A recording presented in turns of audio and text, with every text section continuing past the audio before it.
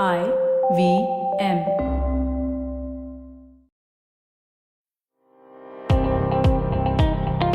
Welcome to All Things Policy, a daily podcast supported by Pragati, a flagship media initiative of the Takshashila Institution.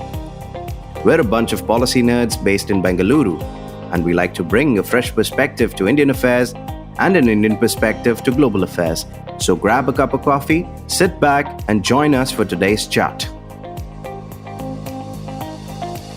Hi everyone, welcome to a new episode of All Things Policy. I'm Anu and with me is my colleague Sridhar. You've heard us talk about the 20 million jobs project at Takshashila and we're excited to bring you a whole new episode talking about jobs. Hi Sridhar, welcome to the podcast.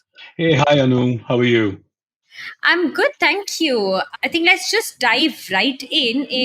We've been talking a little bit about manufacturing in India with the elections coming up, with the number of news articles that we've seen about Apple manufacturing in India now, and generally Make in India seems to be back on top of people's minds. I did think it would be interesting for us to chat a little bit more about it. We've seen this rise of manufacturing in the narrative, at least the public narrative, not just in India, in the US as well, and in a lot of other countries, especially with the conversations around China Plus One, diversifying supply chains. So let's just deep dive into Sridhar. Let's answer the question of why is manufacturing considered a silver bullet, or why is it seeing such a resurgence in the public eye and in the mentality of governments when they're thinking about jobs? Yeah, ever since manufacturing came into being through the Industrial Revolution in the shape and form that we know it, there were great Enlightenment thinkers like Ferdinando Galliani, who was an 18th century Enlightenment thinker, who said that from manufacturing you may expect the two greatest ills of humanity, superstition and slavery, to be healed. Right? So there's always been this view that factories are the cure for all of today's ills. And today's ills are like climate change, loss of middle class jobs, geopolitical strife, and there's potentially a weak economic growth. And this is something not just for India, but I think even countries in the West are feeling this way. And there was an interesting article in the previous issue of The Economist talked about the manufacturing delusion. Talking about how governments and everybody is talking about the need for jobs, and they feel that manufacturing could be the one thing that can come and solve all these problems. And I think it's interesting to actually dive deeper into that and see whether that's really true. And today, it did solve some problems in the past.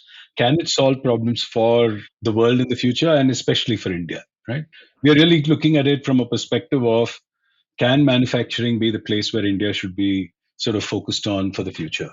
And I think our government launched the Make in India program with great fanfare a while back.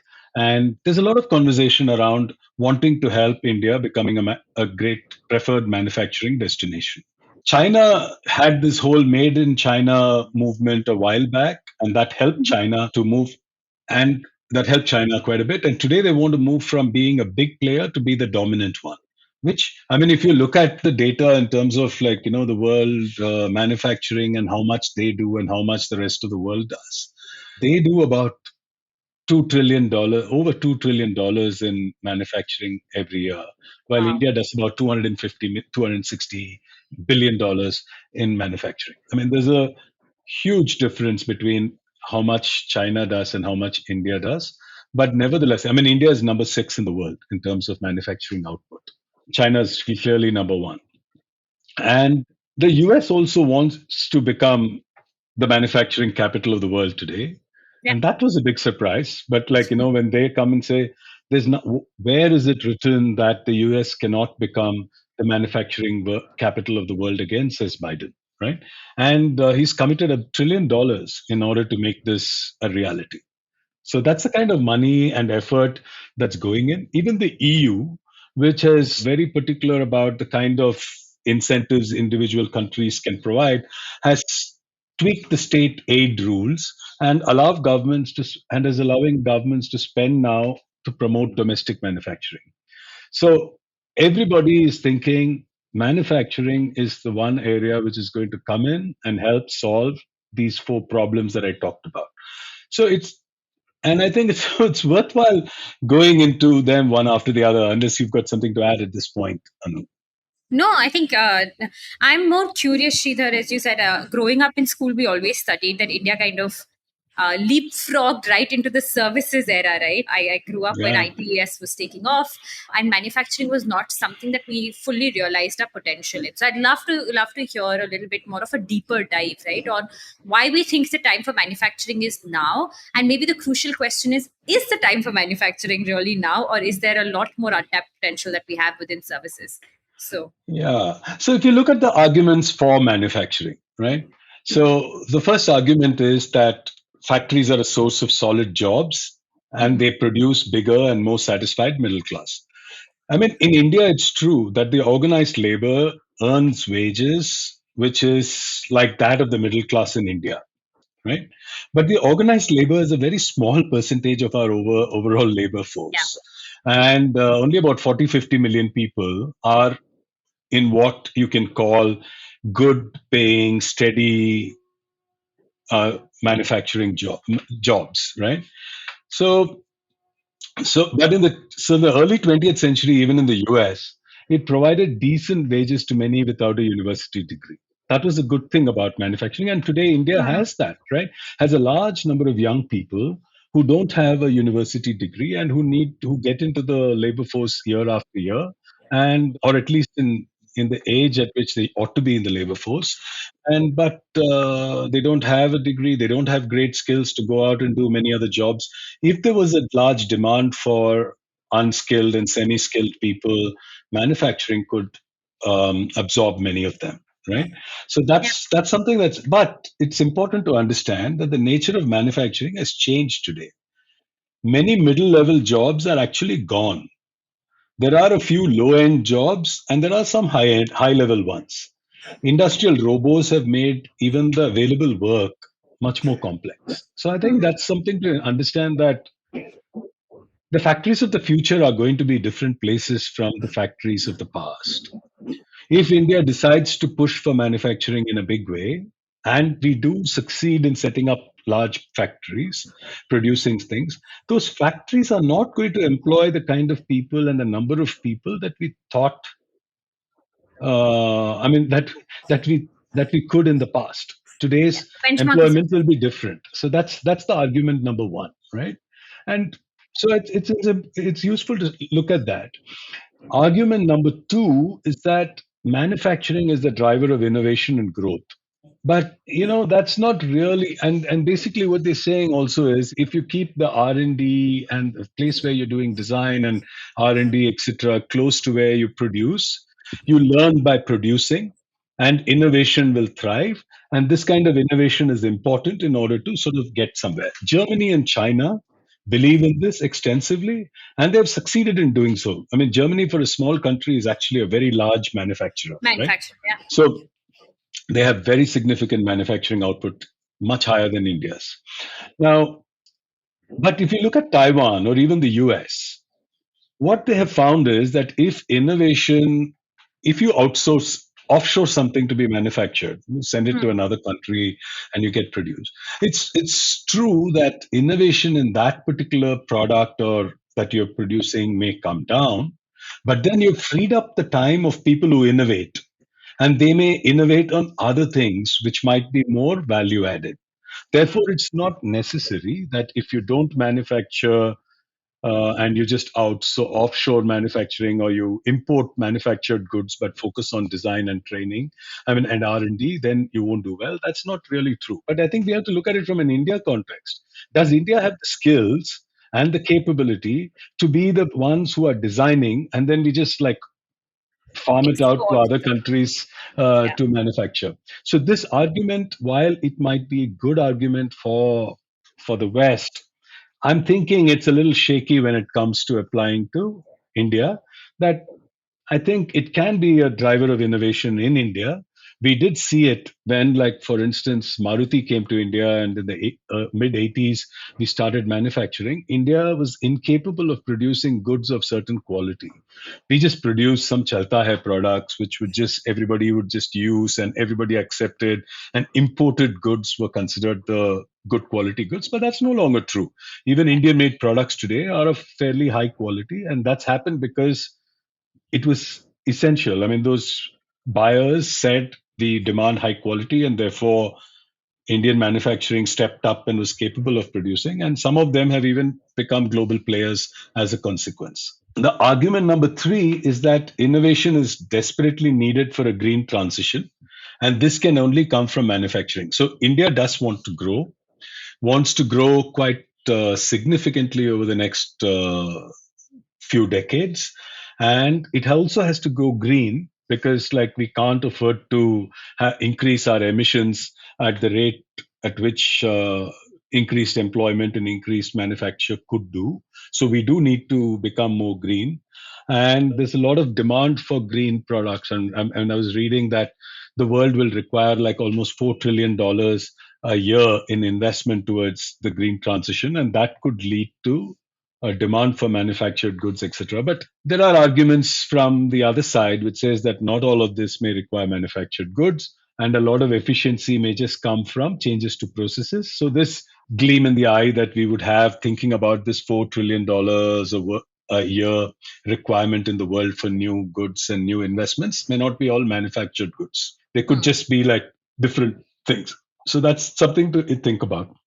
And the fourth one is that you saw all this geopolitical tension caused, one, during COVID, two, with Ukraine and Russia and the problems there.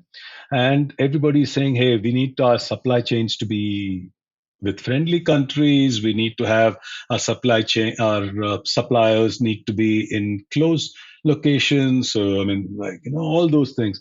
So I think companies suffered a little bit, but firms always want to make more profit, right? Because of that, they just become more efficient in the way they use resources. If energy supply is going to be in short supply, then they become more energy efficient in the way they produce. If some products are going to be hard to find, then they find alternate sources of the material, or they may use alternate materials in order to produce. So those things happen. So you don't have to sort of make all your manufacturing close to home or at home in order to protect yourself from it. So these are the arguments which say that while there is great lure of manufacturing and people believe that it might be the panacea for everything, but in reality, it may not really be the case. So those are the arguments that I was reading in this article in the Economist and a few others, which sort of mirrored this opinion.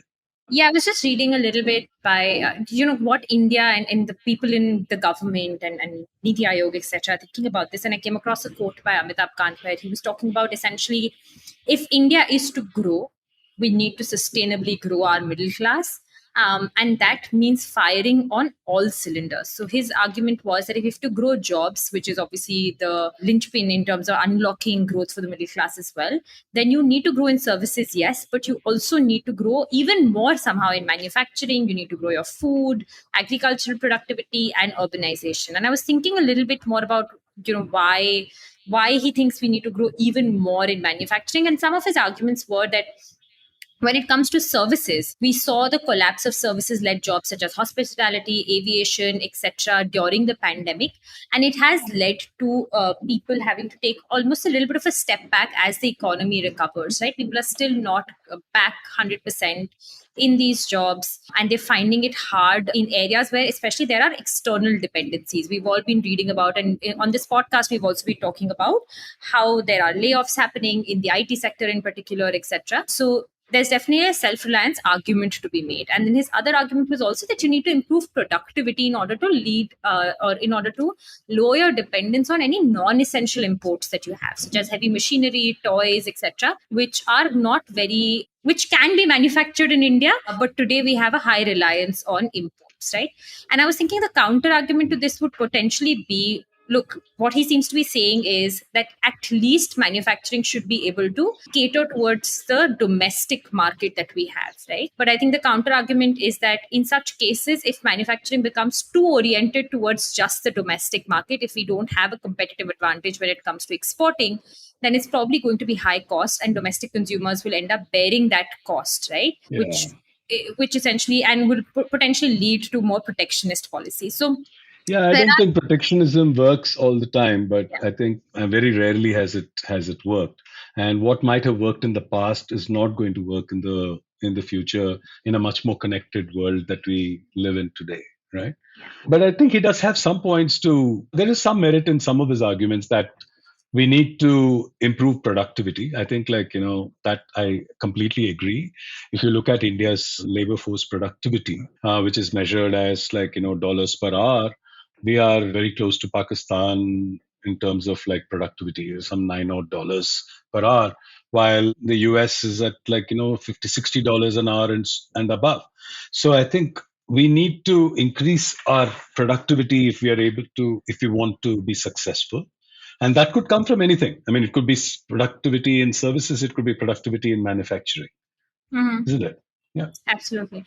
I think, those were some of Mr. Khan's arguments and others as well. We've heard from both sides, but I think we need to answer the question of, can India try to increase market share for ourselves in manufactured goods? And more importantly, will this actually give us jobs today? Or is the better strategy actually to just completely concentrate on services, which is a sector that we've done well on, and see what we can do differently there? So we'll talk a little bit more about this right after we come back from a break.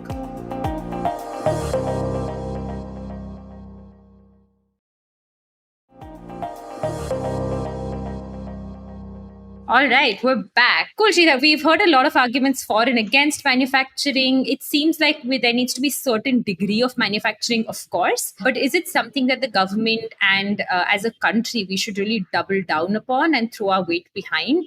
Or is it the better strategy to try and increase our market share in the growing services sector? So overall, what are your thoughts on manufacturing, yay or nay, if you had to say one word? It's very hard. I don't think I'm quite ready to get into that one word mode, honestly, right? I'm not someone who's afraid to commit, but this is something on which I've been thinking a lot, and I like to refine my thoughts further as we go along. So I'm not sure that is the right answer. Is the honest answer. It may not be the best answer, but it is really, if you look at the world, right? I mean, today, globally, manufacturing is on the decline. Okay? It may not be declining by much, but it is still declining. Countries like the US, China, India, Japan, Germany, all of them, without exception, have seen manufacturing value added as a percentage of GDP decline in the last 30, 40 years, right?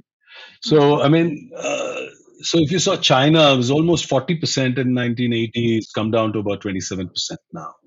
And they have pretty much amongst the large economies, probably the maximum weightage to manufacturing, right? India is down from over 20% to 15 or thereabouts, right?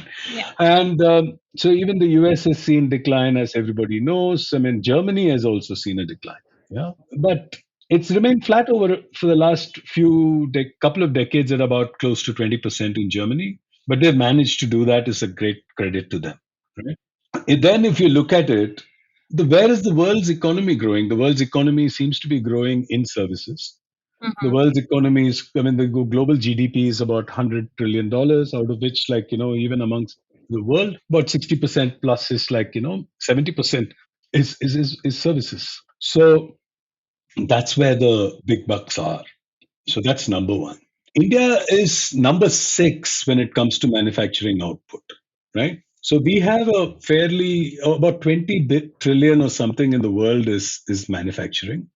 We have a 2%, maybe 1% market share, right? We have about 1% market share in terms of in this. China has a significantly higher, almost 10% market share. So under these circumstances, we don't have very high relative market share. And it's not a growing market. So if you were to just look at our old B school days and think about the BCG matrix or something, yeah, it would be what you call dogs, right? Our manufacturing sector would be there, and typically you don't invest in those areas. You try to exit them. But Yeah. as a nation, it's very different from a company. If you're a company having products that are doing that way, then you may exit. But as a nation, you can't. So that's number one. But I think that's basically it. But if you look at even the Future of Jobs report that we sort of reviewed a while back, the World Economic Forum publishes biannual reports, and these biannual reports have been coming out. And it does not, when it talks about what are the jobs of the future, they are not talking about manufacturing so much. So they are talking about a lower importance for manufacturing in the global economy. The third thing that I see is that the world is changing quite dramatically from the time that I was growing up, and maybe even when you were growing up, right? You might have grown up having physical toys, but physical toys are giving way to digital ones today, right? Online interactions are on the rise and physical meetings are coming down. Physical books are fairly replaced by digital content, right? And a lot of young people today, I'm told, are not very keen to buy a car, and they're happy to just use an Ola or an Uber, etc. And they're quite comfortable with it. I think it's not like a sign of when I was growing up, like having a car was a big deal, and it was important to have a nice car. It was a mark of success and so on. But today, it's no longer the case. Many young people who are doing fairly well just choose to Not have hail a cab and just go out. And fast fashion is on the decline with the circular economy coming in. Everybody's talking about using clothes much longer, buying used products and used clothes and so on. So all this sort of indicates that there might be a decline in manufacturing. So that's one side of the story. So I'm saying, yes, we don't have a great market share. We're not the most competitive when it comes to being to be a manufacturing destination, and we are not in a growing market. So why are we trying to flog a dead horse? So that's one argument. But let's remember that the world has a large number of people who don't have access to the manufactured goods that many of us have. Yeah. Even in India, there are a large number of people who don't have all the goods that they want. You might say, yeah, everybody in India has got a cell phone, most homes have a television, but I think we still don't have many things in Indian homes that an average middle class person in another part of the world would take for granted, right? And with the globalization of content and everybody seeing everybody and all that, so there's access to a young villager in Madhya Pradesh will be seeing what middle class people in affluent nations are using and spending and so on.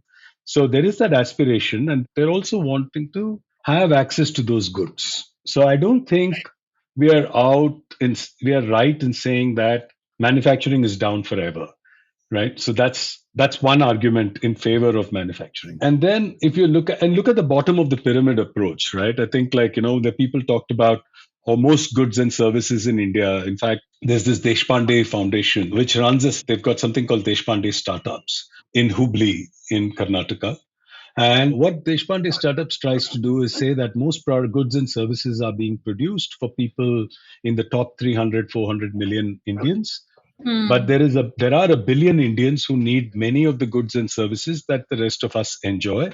So we need to find ways of producing those goods and services that this billion can also have access to. So if those things become successful, there could be a resurgence in manufacturing along with other things. So there is that. It's a off chance. It's maybe a very long shot, but it's still real that there are people who need this. So that's why I say that I'm not sure. It could be either way. You wanted to talk about China plus one as an important aspect of this, and I sort of left it for you to go deeper into. I think before I even go to China plus one, I do want to say an argument that you brought up much earlier when we were starting off is how equitable is this idea of us just moving to services, especially in a country where we know that education is not as accessible. right? So this idea of us just moving ahead to services, I love the argument of course, there is still a need for manufactured goods. A lot of basic necessities are still not in place for most of the country.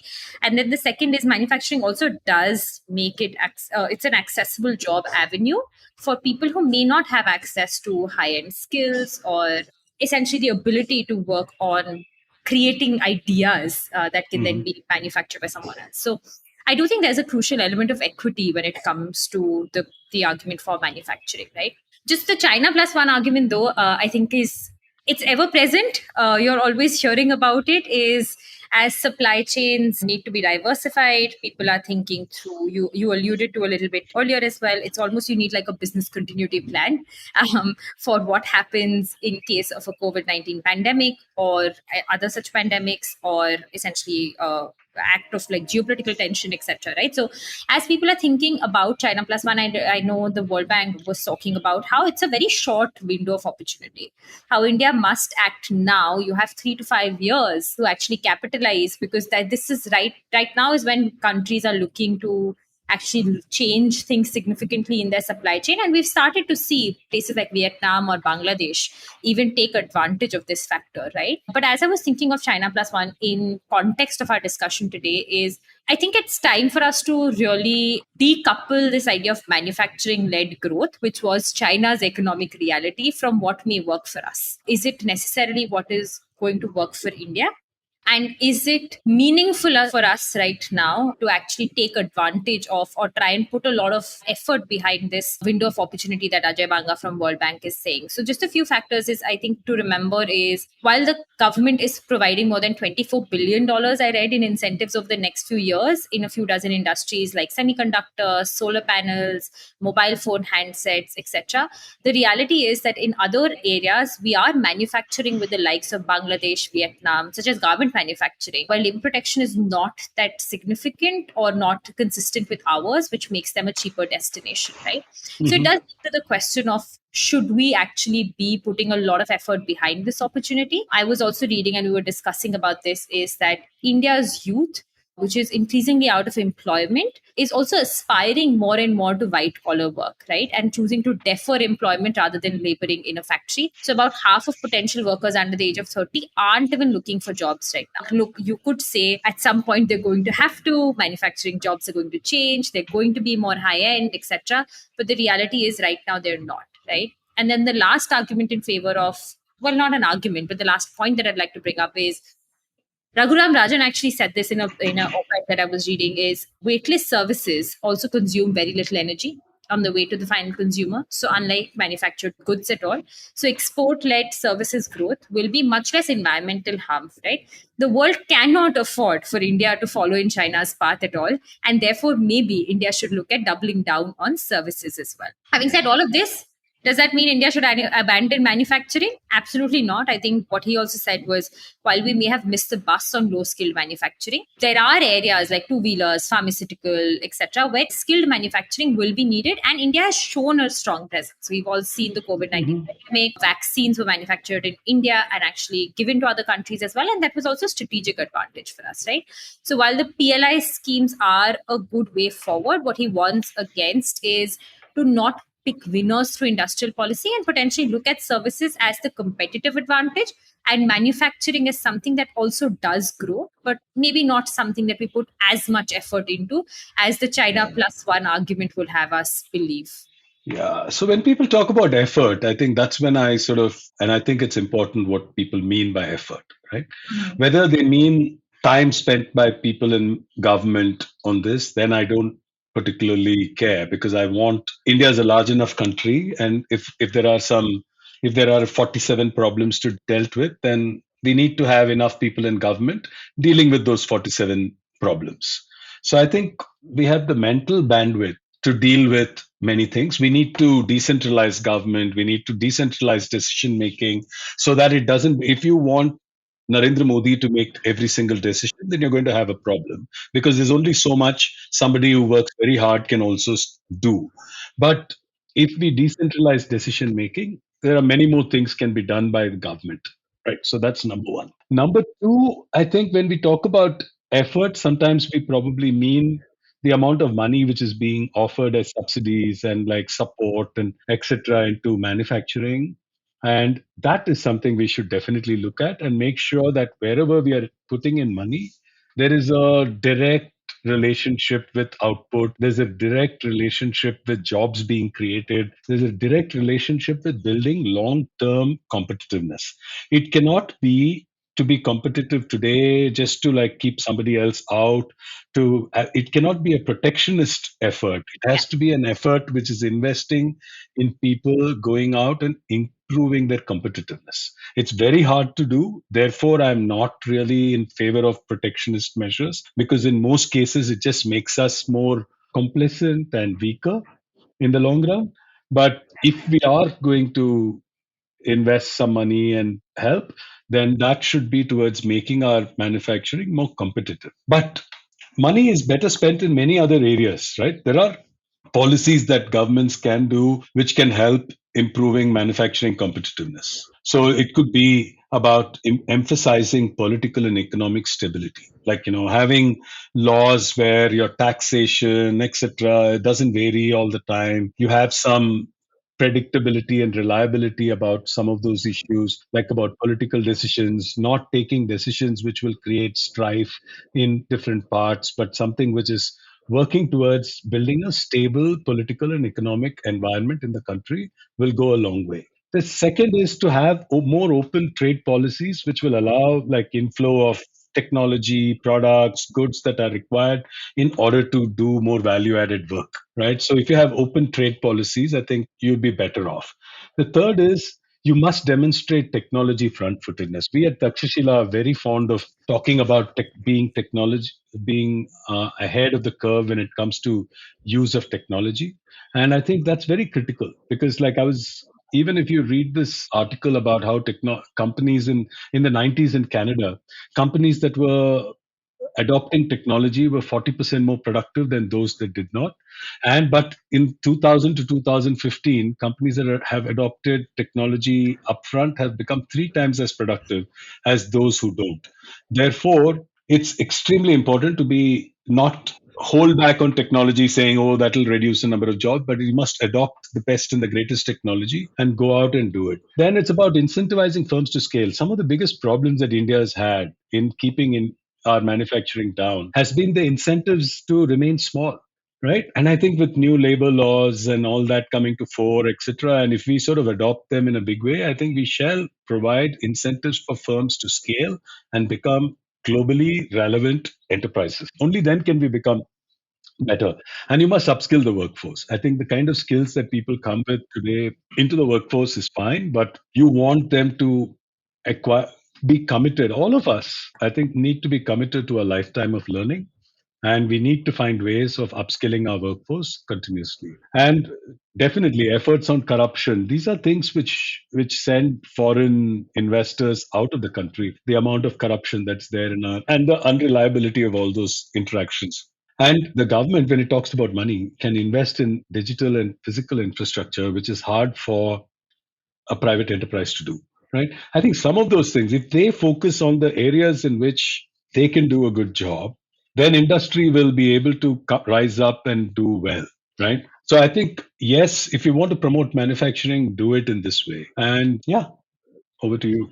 Yeah, exactly. Sridhar, I think when I was earlier referencing Raghuram Rajan's op-ed as well, that's essentially what he says is, while there's a lot of talk about PLI, but it's almost like you're picking winners through industrial policy, right? Either offering tariffs or offering a PLI. His argument is very much so that, yes, manufacturing is needed, but to your point, if you improve infrastructure, whether physical or digital, produce a better educated and a healthier workforce, promote ease of doing business, decrease corruption, all of those things, right? Really creating a holistic environment for growth, then it's helpful for any industry to thrive, whether it's manufacturing or services. And essentially everyone benefits from this, right? Instead of us forcing essentially manufacturing to grow in India, it should rather be about creating a holistic environment. And I think something interesting when you were talking about effort as well, I was reflecting on, because those were my words. What I was reflecting on it as well was effort doesn't necessarily just mean, like you said,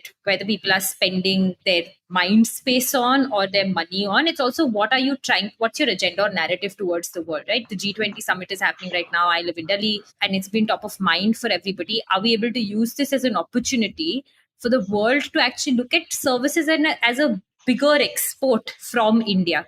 Right? Whether it be health, education, even digital infrastructure. I know there's a lot of conversation around digital public infrastructure that India is building and how it can become a blueprint for the rest of the world as well, right? So it's a whole other conversation to get into, but are we able to use some of these fora to create these conversations and push for areas or push for policies in areas where we're already successful to become more beneficial for us?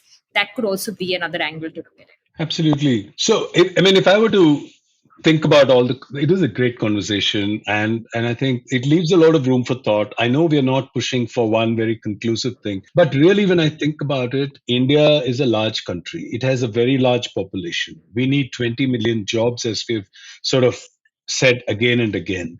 And while, yes, we have a greater chance of big success coming from services, and we should not leave any stone unturned in the quest for dominance in that space, manufacturing can provide us some jobs in the next few years. Governments, like you said, are looking for, companies around the world are looking for a China plus one strategy. There is a 3 to 5 year window. We should capitalize on it and do what best we can in that period. It does not mean doing it by just providing subsidies and just free money to people, because those things will really not give you more benefit than the amount of money invested in them. Sustainable. Typically, like what you need to do is make some structural changes, invest your time and energy in making structural changes, which makes India more competitive for manufacturing. Manufacturing can provide us some jobs today. It can provide us economic growth that we need quickly. But in the long run, we're all dead, right? But the point is that we do have an opportunity in the next few years to try and do something with manufacturing. We should do it. We should not do it at the cost of services. If there are any things which are contradictory, then I think we should prioritize services over manufacturing. But nevertheless, I think India should pursue a strategy to support manufacturing, and it's our last ditch effort to get onto this wagon. If we miss it now, I think Bangladesh, Vietnam, even Cambodia is all waiting in the wings to take over and grow. So they are happy. Manufacturing is going to move from more affluent countries to less affluent ones, and that's what's been happening all through history, and that will continue to happen. But till India becomes richer, I think it's not a bad idea for us to put in efforts in manufacturing competitiveness. Well, with that, I think we'll bid adieu to our listeners. If anyone was tuning in to hear if manufacturing was a yay or nay, I think we ended up with meh. I'm not sure, but but thank you for listening. Thank you, Sridhar, for this instructive conversation, and we'll see you all next week. Thank you. Or next time. See you.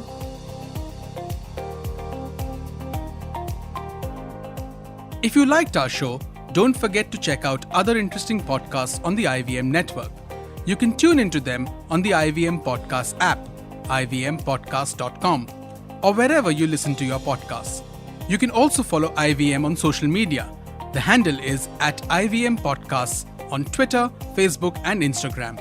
And hey, if you'd like to dive into Takshashila's research on technology, strategy, and economic affairs, check us out at our Twitter handle @TakshashilaINST or our website takshashila.org.in.